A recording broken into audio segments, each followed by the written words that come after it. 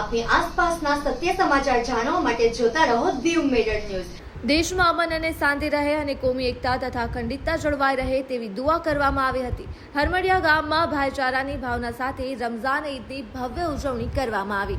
આજ રોજ ગીર ગઢડા તાલુકાના હરમડિયા ગામે ઈદ ઉલ ફિત્રના પવિત્ર પર્વની ભાઈચારાની અનોખી ભાવના સાથે હર્ષોલ્લાસભેર શાનદાર રીતે ઉજવણી કરવામાં આવી હતી। ત્યારે મુસ્લિમ સમાજના આગેવાન નાસિરભાઈ કોરેજા અને મોહસિનભાઈ ઝાખરા તેમજ ગીર ગઢડા પોલીસ સ્ટાફ ઉપસ્થિત રહી શાંતિપૂર્વક ઉજવણી કરવામાં આવી હતી।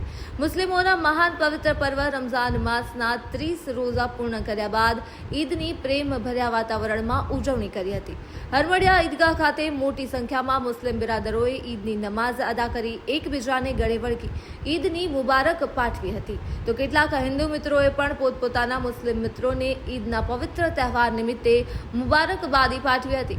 ઈદગાહ ખાતે મૌલાના અબ્બાસ મોહમ્મદ મુલ્તાની ઈદની નમાઝ અદા કરાવી હતી અને મુસ્લિમ સમાજને સંબોધતા જણાવ્યું હતું કે ઇસ્લામ ધર્મના મહાન પયગંબર હઝરત મોહમ્મદ સાહેબે હઝરત અલી અને એવા વલી અલ્લાહે બતાવેલા પ્યાર મોહમ્મદ અને અમાન શાંતિના રસ્તે ચાલી બંધુત્વની ભાવના વિકસાવી એકતાને કાયમ રાખવી જોઈએ।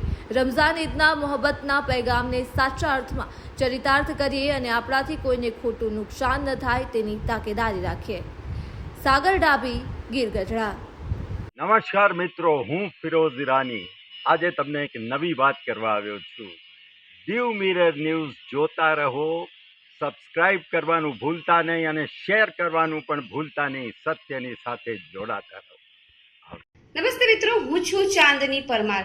આપની મનપસંદ ચેનલ એટલે કે દીવ મિરર ન્યૂઝ ચેનલને લાઈક કરો, શેર કરો અને ફોલો કરો અને હા, તેમાં દરરોજ તાજા સમાચાર જોવાનું ભૂલશો નહીં। દીવ મિરર ન્યૂઝ દરરોજ લાઈવ અપડેટ ગુજરાત રાજ્ય દેશ દુનિયાના તમામ બ્રેકિંગ સમાચારો નિહાળો દીવ મિરર ન્યૂઝ ચેનલ પર।